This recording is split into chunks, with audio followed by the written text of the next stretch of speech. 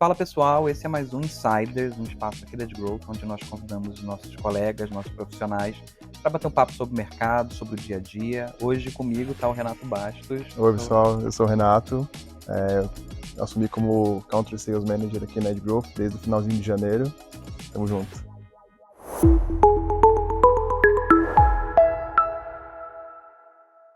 Renato, conta um pouco pra gente da sua trajetória, como é que você veio parar aqui na Growth? Bom, eu trabalho com mídia desde sempre, né? Eu nunca trabalhei com outra coisa. Esse ano eu faço 21 anos de profissão. Bom, enfim, eu trabalho na área comercial já, de fato, desde no final de 2012. E a partir do finalzinho de 2013 eu comecei a trabalhar com mídia programática. Então, de lá para cá eu acabei pegando todas as transformações que a mídia programática trouxe ao longo do tempo. E foram muitas, imagino. Muitas. Empresas abriram, empresas fecharam. O modo como utilizar a mídia programática mudou muito ao longo do tempo. E recentemente eu acabei tendo também uma outra experiência numa empresa de mobile marketing performance. Então, isso tem tudo a ver com Ad Growth e acabou que eu vim para cá justamente porque eu tenho um histórico profissional extenso, né, nesse mercado e porque eu tenho um conhecimento bastante profundo nessas duas frentes, né?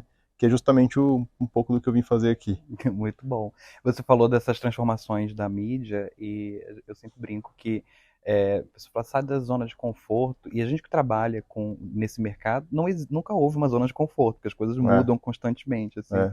Você consegue falar o que foi uma mudança, uma transformação mais significativa nesses últimos anos?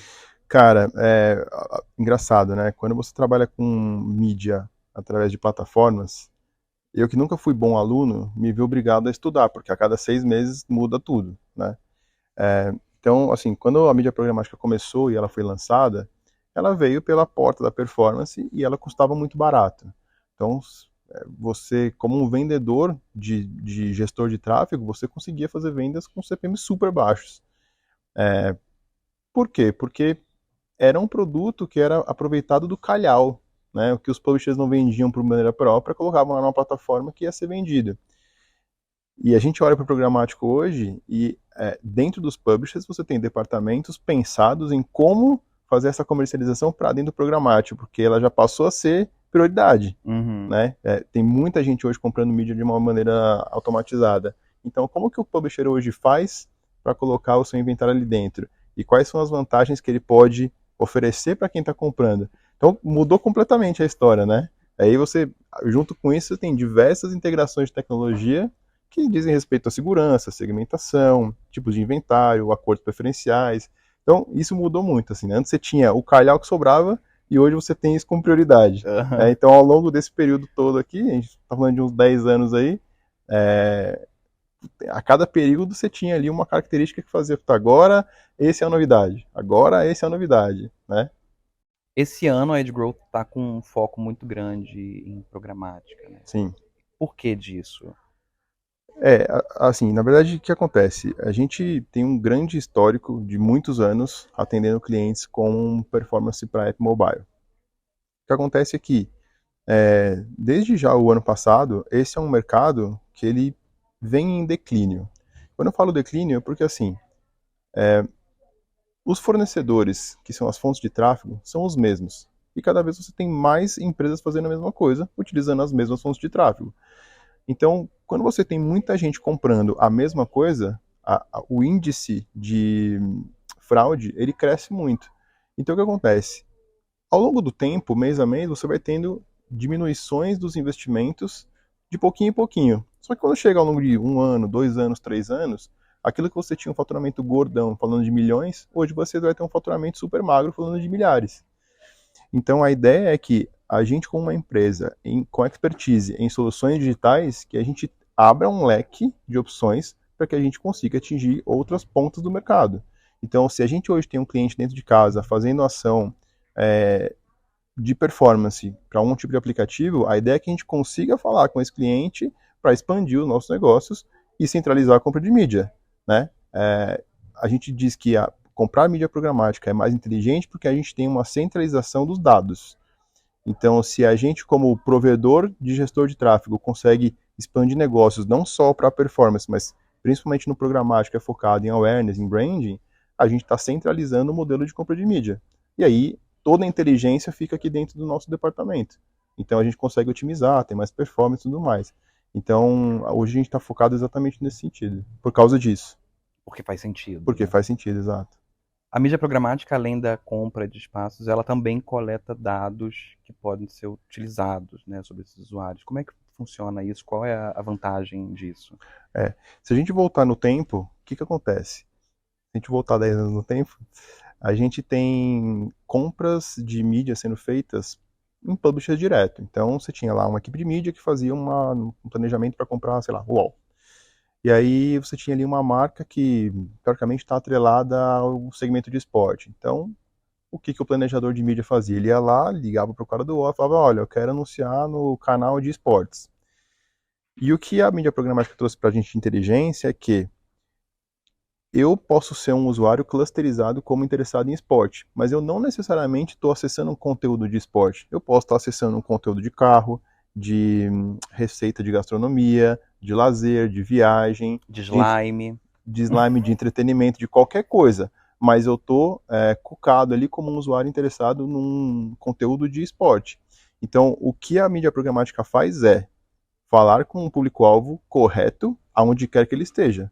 Então, se ele está usando um blog para ver notícia, se ele está usando um portal, se ele clicou num link de Facebook e foi jogado para dentro de um vertical, aonde quer que esteja ali, a gente vai correr atrás dessa audiência.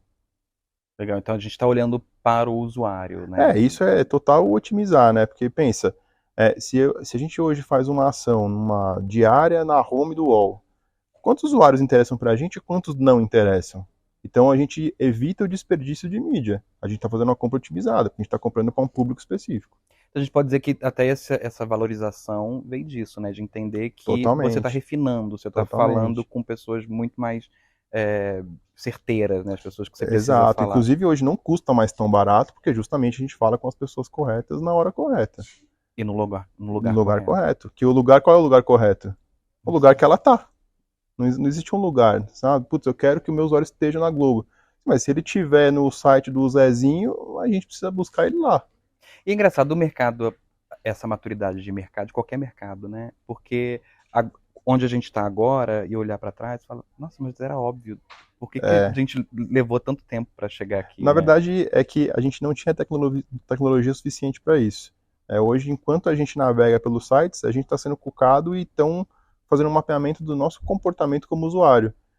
Antigamente a gente não tinha essa tecnologia, então a partir do momento que você começa a ter e tudo isso são dados criptografados, você consegue comercializar isso. Porque eu não sei que você é você, mas eu sei que você é um usuário que tem algum tipo de navegação. Uhum.